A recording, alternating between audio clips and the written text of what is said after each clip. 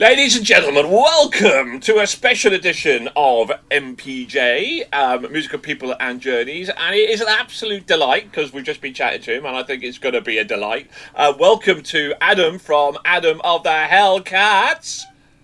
Yo, how's it going, man? We're all good, thank you. And joined by my lovely rock chick, Trish. Good morning, Trish. Morning. So, we've got Adam on the show, and we're going to talk about three things. Not one, not two, but three things. First of all, the most important thing, because this is what the show is all about. It's called Musical Peoples and Journeys. So we're going to find out about Adam and the Hellcats and their journey so far, and where they hope to get to, and where they've been, and where they've come from. The second thing is their new album out next month, which we're going to be talking about as well. And we are going to be reviewing, not today, but we will be reviewing. And thirdly, and this is obviously where we've got how journeys have coalesced and come together, Adam and the Hellcats are touring with one of our Hall of Famers, which is Hearts and Hand Grenades, who we've interviewed recently and are coming over to the UK in March. And Adam and the Hellcats are on tour with Hearts and Hand Grenades as well. So that's going to be exciting to talk about. But that's all to come. Let's find out a little bit about Adam. Adam, on your website, deepest, darkest Bristol. I mean, it's not a deep, dark Bristol. Let's be honest about it. Bristol's not deep and dark, surely. Hey, mate, you don't have to live it. You don't have to live it, you know. So, yeah, I mean, when I was right young and I moved all over the country because my mum and dad were Salvation Army officers. Oh, fantastic. My dad's first experience on the drums, those of you who don't know, my dad Tony is actually the drummer in Adam and the Hellcats. Brilliant. Yeah, I mean, Trish, I think you already knew this because you initially spoke to him when you reached out to us. But his first experience actually playing music at all was in the Salvation Army marching band way back. So now and again you'll hear little things of that in his drumming, and it's always weird to hear. I'm like, seriously, a part of a rock and roll band's music came from the Salvation Army? What the hell? It does, doesn't it? It does. I mean, what's your dad's name? Is it Tony? You said Tony. Yeah. Tony. And so, would you say that your dad has been a huge influence in your love of getting into music, or? Well, yeah. I mean, when I was 10. I'm going to go with 10. He can correct me on this, and he'll probably try to anyway, just to be a fool about it. But basically, he started playing me Status Quo in the car to and from school. And I quite liked it. Initially was rocking all over the world, like anyone's introduction to Status Quo.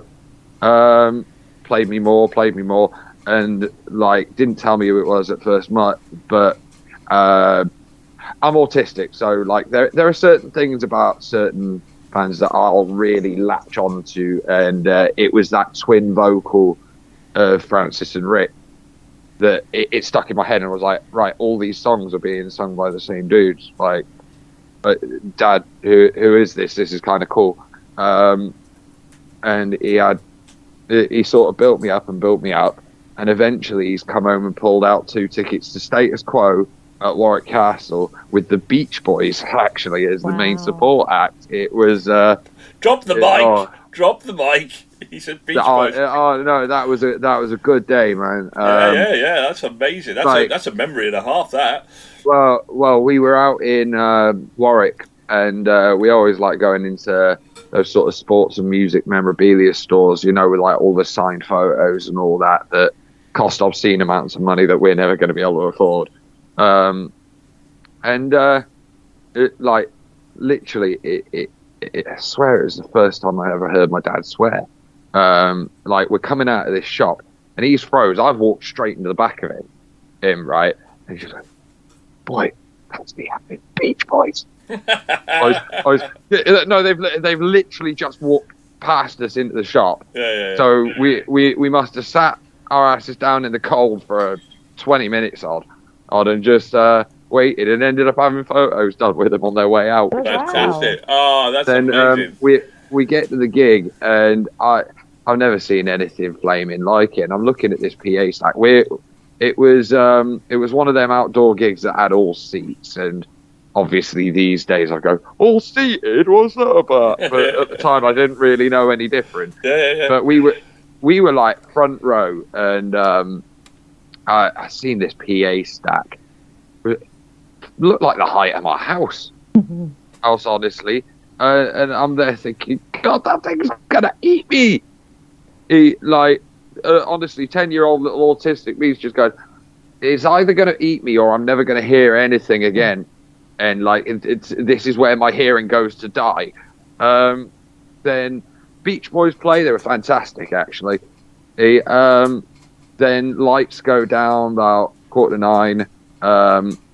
Pretty Perfect goes on stage, hits the first few chords of Caroline, and I literally, in that moment, when I need to be him for the rest of my life. Yeah.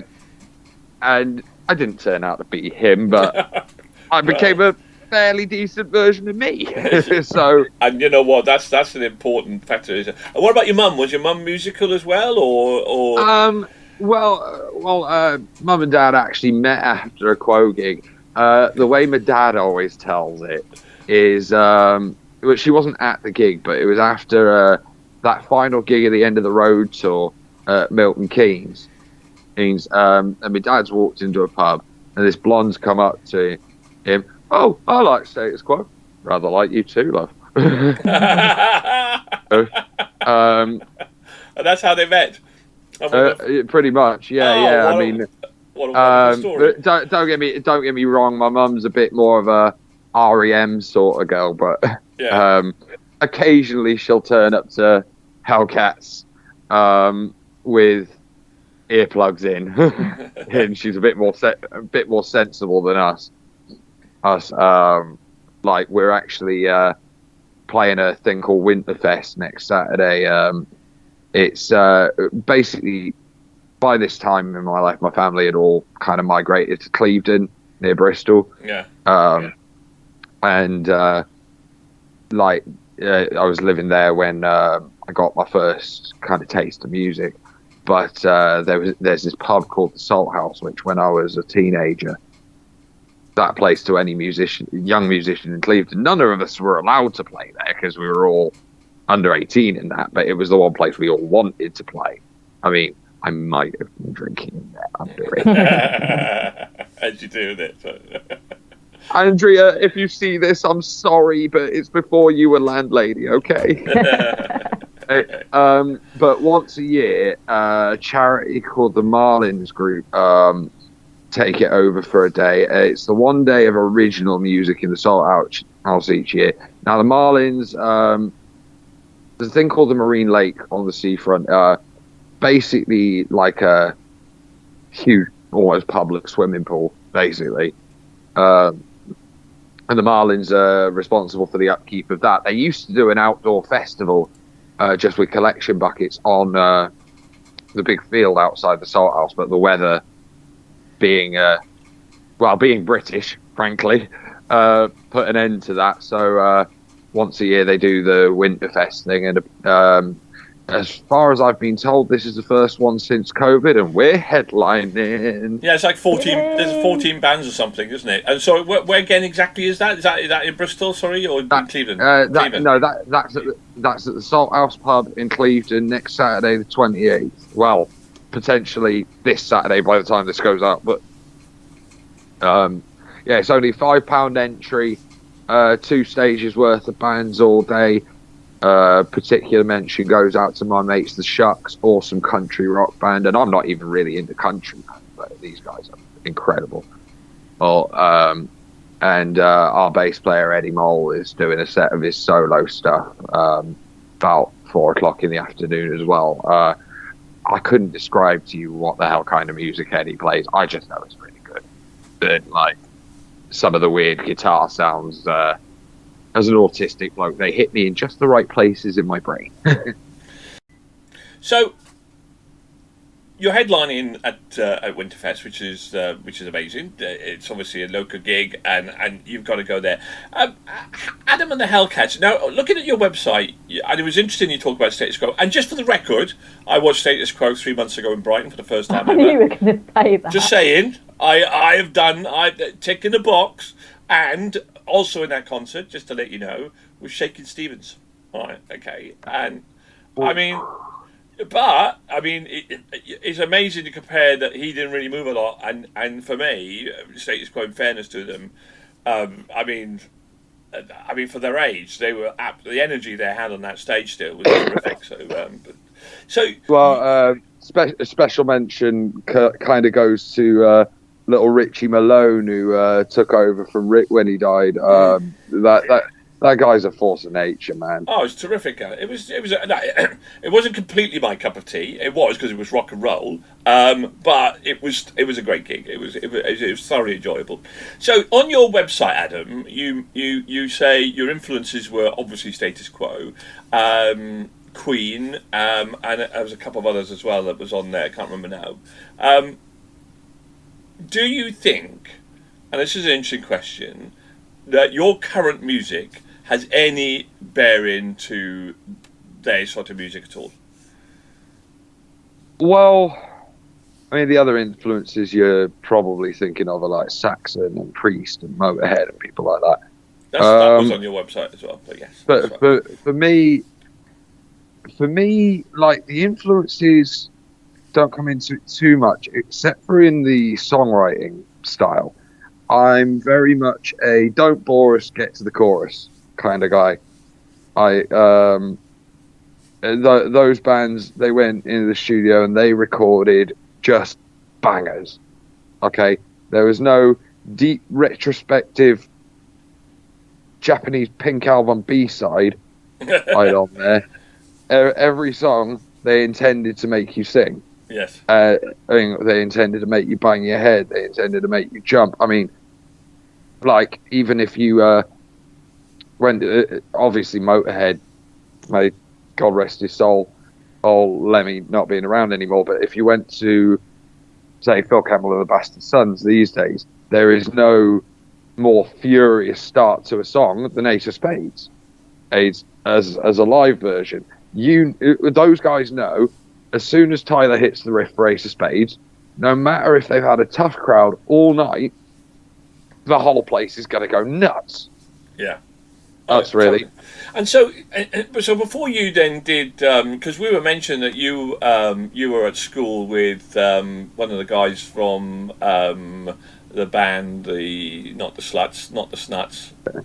The Struts. I knew that. I was just. I knew Luke when he was right young, and so and obviously you've gone into it. So before you started Adam and the Hellcats, then were you part of other bands before you went on that journey? Or has it always been this? I'm going to just make my own band. Well, yeah, I'd been in some other things, nothing majorly of note, but yeah, no, I've been in some other things, but I've got to be a bit diplomatic in my answer here, really. Let's just say I hadn't found people that had the same vision for it that I did. So initially, I started Adam and the Hellcats as a way to guard myself against that. Now, that was a good, must be 10, 12 years ago now. Even I forget, like, doing Hellcats has just become a way of life to me.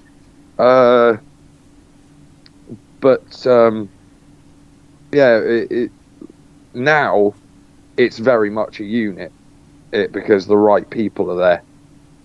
And when you when you started Adam and the Hellcats, because you mentioned your dad's the drummer, was he old? Did he always join? Did he join as a drummer? No. Genuinely, Dad was not an original member. No, okay. Like I said, I've been doing Hellcats for about 12 years or so now. Good few years in, and before this, like, we were very much a local band, only ever really played Bristol, and weren't much to write home about. So I stopped it for a few years. I went and joined a couple of other bands. was on drums for one, and then me and Dad formed a band together called Dirty Rotten Scoundrels, and when that fell apart, it wasn't like a very long-standing thing. My dad just went, "Look, you've still got all the branding, and like, why don't you just do Hellcats again? There are people asking you if you're going to bring it back, so let's do it. I'll play drums." And yeah, there was some more lineup changes afoot between then and now. But when Kywin Farron, I keep calling her Farron, but she got married recently, didn't she? Kywin Costa. Yes, there are plenty of coffee jokes all the time. I'm trust me, like honestly, for her birthday, I'm just getting her a mountain of Costa reusable cups. But yeah, when Kywin joined, it got taken to a whole nother level. Steve and Martin, the guitar player and other guitarists respectively, were actually her acquisitions, and not even mine.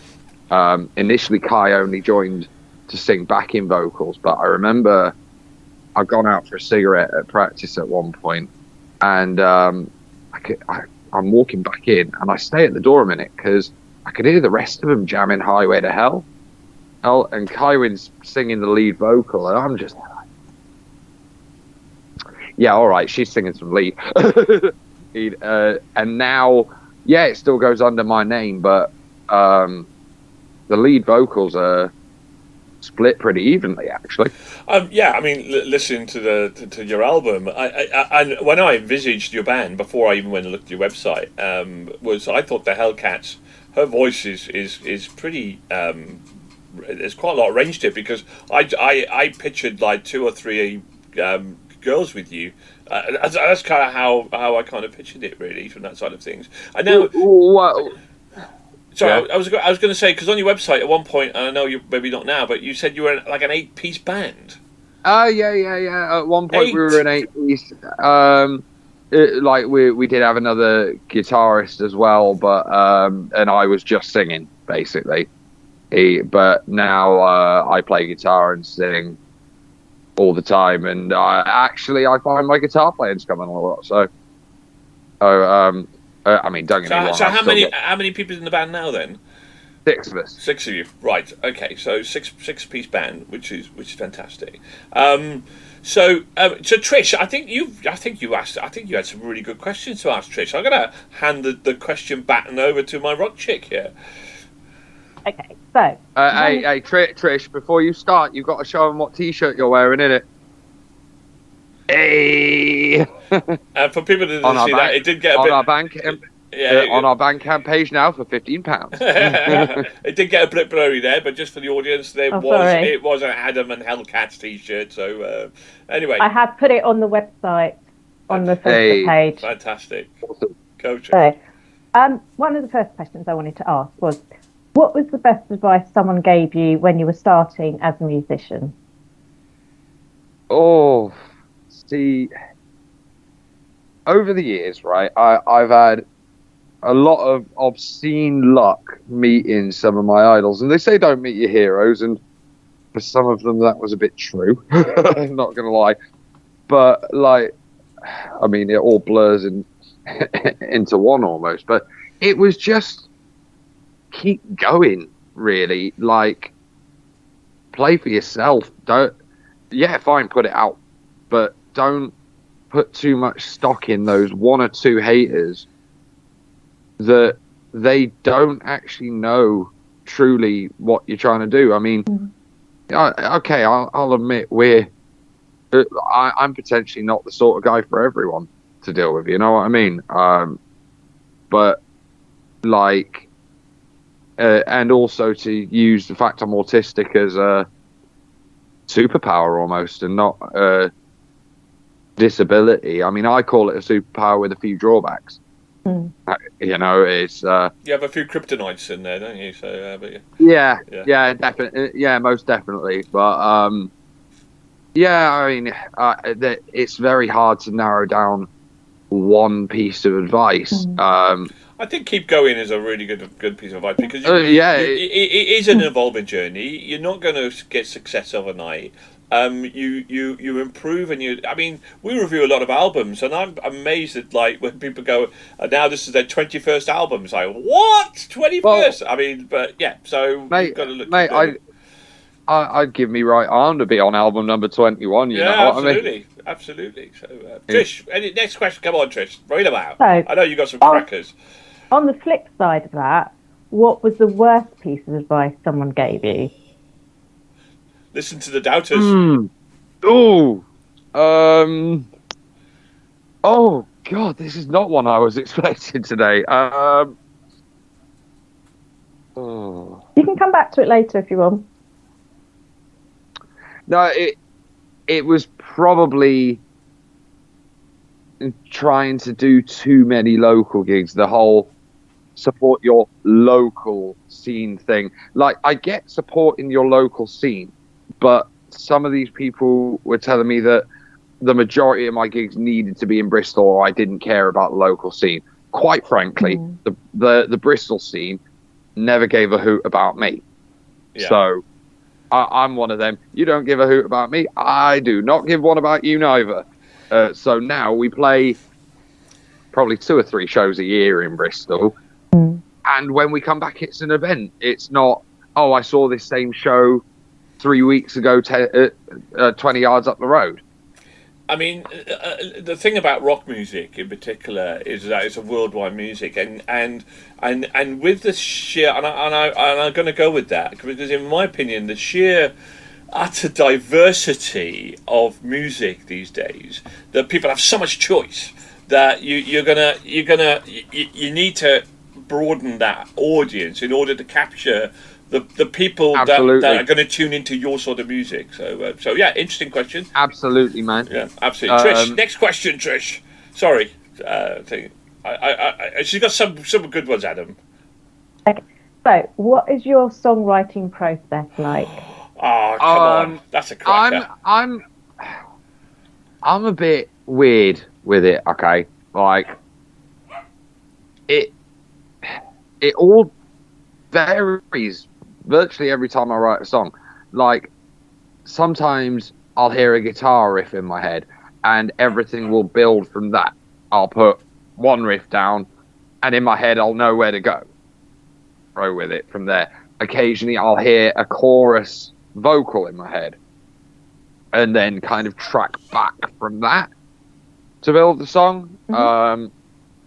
But like, as I said earlier, I'm very much don't bore us, get to the chorus. There's some more meaningful stuff in there, but I say what I need to say. I don't waffle. Like I do some work out of my home studio, writing and recording for others, right? And now and again, you'll get someone that has insisted they must write the lyrics first because they must say every single word that's on there because it's their truth or whatever. And I just go, yo, I'm going to have to like cut half of this to even fit it to a beat. You get me? It's interesting. I was watching a Deep Purple documentary, and they were basically saying that they're an instrumental band. They write the music. They don't even touch the lyrics. They don't even think about the lyrics. They write the music, and then they write the lyrics to fit the music. So everybody's got a different process, haven't they? So. Oh yeah, totally. But yeah, no, Trish. As far as my process, I couldn't tell you that I have a process. Yeah. It very much is how it happens at the time. I'll just see if I can actually show you. Basically, this is my little setup right here, and I can literally at any moment I want to go sit there. Got the idea, yeah. And do you find you've got to be in the mood? Full bandana. Do you find you've got to be in a certain mood, or is the mood that you're in will typify the sort of music that you write? Yeah. No, it's whatever I'm feeling at the time. Basically, you say something funny, you're going on the record. you really pissed me off. You're going on the record, you know. I've seen something in the news that sort of got me thinking, it's going on the record. Or like, I'll use anything and everything. I don't sort of hold myself to one way of songwriting ever, because that just gets boring, man. Trish, next question. Okay, this is my last question, and then I'll hand back to Nigel. So, obviously, got the Catalyst album coming out next month. I'd never have thought, considering it's been like everything in my life for at least a couple of weeks now. Yeah. Oh, yeah. Which song from this album is your personal favourite, and why? Oh God, there's a few different answers in here. Demons has got to be one of them, because it was the first one where I really knew what direction this album was going to go, and even then I got surprised. So that's kind of out. What the Cat Dragged In was very much an answer for any doubters that thought that Claws Out was a flash in the pan. Thank You was a weird one for me. It's actually about my gran, who's been a massive supporter of the band over the years. She'd had some health issues going on that I won't go into, but it just came up one night. Come on, Adam. In my head. One song. Come on. Put your neck on the block. Let's get you. You've got to be a favourite. Come on, man. Like, it's got to be a favourite. You're going to get me in trouble with my people. You no, know what? Not at all. Not at all. You've got to have a favourite here. Come on. You know. I've got a favourite. What's your favourite, Trish? I like End of the Line. Oh, yeah, that's up there for me. Because when Kywin hits the vocal in that chorus, it's like a massive just gust of wind just going, ah! Slamming you into a wall. I'm between Out in the Night and What the Cat Dragged In. Cat Dragged In, obviously, I've already explained, but Out in the Night, most people won't know this unless you check the credits that we actually posted a while back. But all words and music was actually written by my dad for that one. And it was quite fun, because how that happened was literally he's rang me up going, boy, I've written a song. I'll be at yours in half hour. What? Huh? I was so confused, man. And he's turned up and he sat in my chair just going da da da da da da da da da da da da da da da, and I'm like, so you want me to do what? Because I've never had someone try and write with me that way before, but it actually turned out to be technical playing wise one of the more complex songs on the album, and me and Kywin really had to think about how we were structuring the vocals and that. But yeah. I mean, he's going to get a really big head now when he sees this. I'm never going to hear the end of this. So listen, this set me up for a fall. This leads nicely to the new album.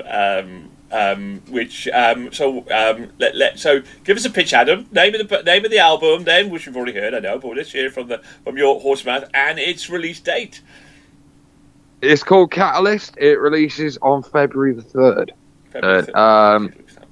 Now, honestly, and how's that going on for release? That's going on onto CD, available on your store, Amazon Music, everywhere. Yeah, CD, all online platforms, all the big ones. You know where you're looking for your music. Obviously, I would always at this point say your best way to support artists financially and keep us on the road is buying the stuff that's on Bandcamp, because they take the lowest cut of any of the services. How does Amazon, out of curiosity then, how does Amazon Music work? Do you get a few p for every play or something? Is that right? It's a little better than Spotify, but it's still kind of Spotify. Yeah. Yeah. And so, what out of interest, what do you get? How much royalties do you get for a play there on Spotify and Amazon Music? I believe the last time I looked on Spotify, I don't know the exact figure for Amazon, but it's 0.0003333333 recurring pence. Wow. Last time I looked. Nothing, is it? Yeah. Yeah. Okay. So, how now? I am going to be interested in this question. How would you describe if somebody was going? Well, what sort of album is it musically? Then, how would you describe it? Okay, so I'll kind of bring Claws Out into the conversation as well here. Claws Out was mostly a collection of songs that I've been writing ever since I started the band. Like Cider Time on that album is actually a song from when I first started doing Hellcats, and other than one bit of lead guitar, it hasn't really changed. One bit of lead guitar and one bit of keyboard, because I didn't have a keyboard player when I started. But that album was the album I needed to make. It was those songs that had got me through that sort of 10 years and that. Now that I'd settled on the right people, Catalyst was the album I really wanted to make. And I think people will be able to tell that when they listen to it. It is interesting. Let me just give you when they announced who was going to support them. I had a quick listen to both you and White Raven Down, who are also supporting them. And I as you'll discover when we reviewed the album, I had a little bit of trepidation because I rang you and said I wanted to listen to your album first because I didn't want to sit here interviewing and then go slag your album off or not enjoy it. And certainly when I heard Calls Out, I was very much not my quite cup of tea because I felt, and again it's just my opinion, that it was very punk rocky. To be honest with you, I'll give you that. And for me, that's really not. I don't mind some punk rock, and so Frank Carter, is really good, and I love that guy. And the Rattlesnakes, and I liked some of it, and then some of it didn't like. And I was going, no, I would be really on the fence, and I was like going, oh right, okay, is it going to be a punk rock band? And for me, without giving too much away when we do that, I think there was elements of punk rock, particularly things like Scumbag and other stuff, which is the second half of the album. But for me, it was, and when I first heard the music, I looked at your influences, and I went, well, quite frankly, other than a little bit of Status Quo in terms of the chord music, there's nothing in those influences in what I've just heard. I can hear a little bit more there, but it's definitely more. I would put this as it's quite an eclectic album. It certainly goes in different directions, but at its heart, it is a rock and roll heavy metal. It's more prone towards heavy metal rock and roll. I call it heavy metal rock and roll because if you go to places on like the fence between the two, there are some elements into that, and then you've got a little bit of the punk rock in there with in the later of the album, which wasn't quite my cup of tea. But certainly, and I listened to alphabetical order, so I'll go the first half of the album. Things like Demons, Battle Cry was way hitting some of my sweet spots for certain. And what I liked about it as well is some of the things I did like about it was in a lot of people in your situation will go two ways: completely prog rock experimental, or very generic, and they'll go, let's play safe, let's get our audience, and let's go generic. I don't think you've gone generic. I think there is a lot of musical experimentation in there that varies it up a lot, but without going over the top. I agree. I agree. I think you seem to have got a nice balance in terms of reining it in. I'll probably ruin my review now for tomorrow. You have, well, hell, what the hell? I talk a lot. I repeat myself. But that's what I was asking you in terms of how if you were to try and take a step back and listen to that album, how you would describe it. See, I don't like putting us in genres or anything like that. Like I say rock and roll, I just mean good banging guitar music, really. So it's very much a rock and roll album because it's exactly what we wanted to write. Kywin's come into her own with writing lyrics now as well. most things are very 50-50 lyric-wise now. Martin, the other guitarist, wrote a song called Call a Hearse on the album. I like that album. I like that song. Salute. Me and Kywin wrote the vocals on that, but it's an idea that Martin had been playing with for a couple of years now, to be honest. He kept coming into practice, and it was like one of his warm-up things. And I was like, you know I'm going to get that on an album at some point, right? And eventually I finally did it. It's interesting. It's interesting. Sorry to interrupt there. And I'm just going to make this point. It's quite interesting how I think this is going to be quite a strong album, is because you guys have mentioned neither song that are my favourites, which is Battle Cry and Call the Hearse. So that's really interesting. So I think you're going to appeal to quite a broad spectrum of people that will pick out different things for that album. So, but yeah, cool. So listen, so we got a limited amount of time left here, which I want to get into. You're obviously going to go on tour to promote the album, and you are going to go in tour to, well, I think one of the most exciting new up and coming bands that we've heard from last year, which was obviously Hearts and Hand Grenades. How the heck did that all come about? I mean, well, so how it kind of happened was I'd known of Hearts and Hand Grenades for a while because, as you well know, their online presence over here has been just going up and up and up. And I was chatting to my friend Mark Christensen from Midnight Tornado Touring, and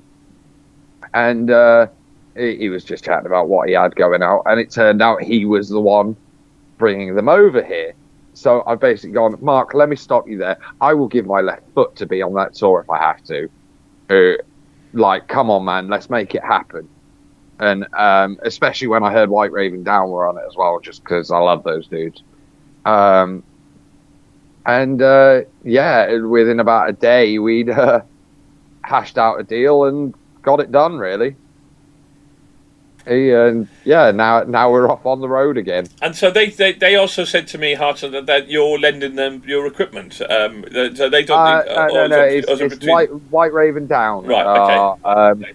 Basically, like, as you can probably imagine, them getting amps and drum kits over here. Oh, yeah. Possible.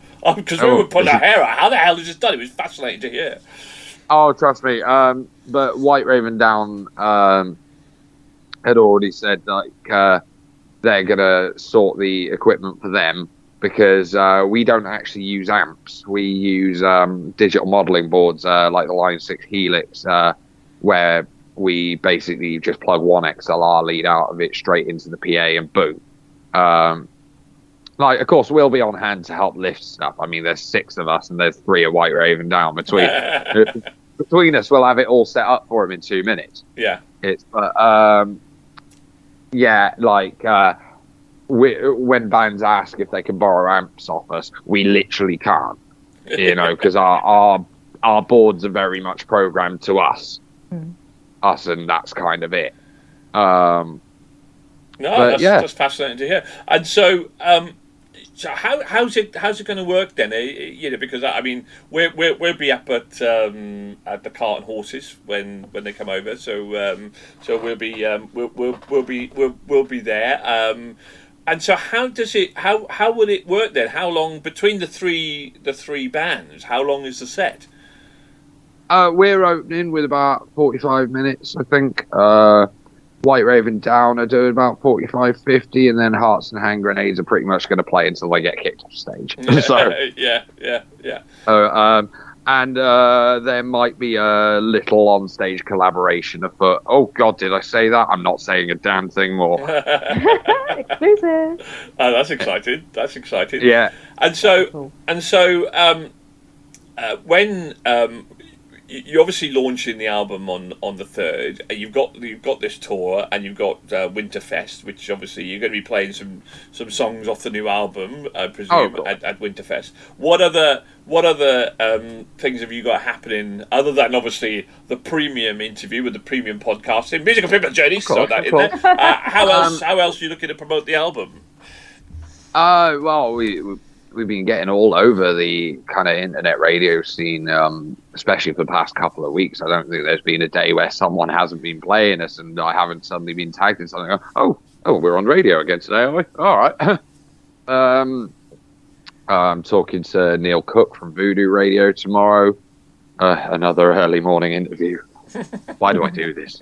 But yeah, we got another show at the Fleece in Bristol, which, as it stands, is our only actual Bristol show of the year. So anyone from Bristol who wants to come down, that's your moment. But yeah, look, we're just throwing it out there every which way we can, and because it's the only way to do it. Absolutely, to be honest. Absolutely right. Well, listen, Adam, I genuinely wish you all the great success. I think that you should get a bit of a thumbs up, hopefully. I can't speak for the other three people. I think me and Trish enjoyed the album, so you're going to be you'll certainly get a bit of a thumbs up from us too. So listen out for that. I'm so excited to see you live. I think you've got. From what I've seen I've heard, I think there's a certain energy about your band, and I think this album could be a excuse the pun.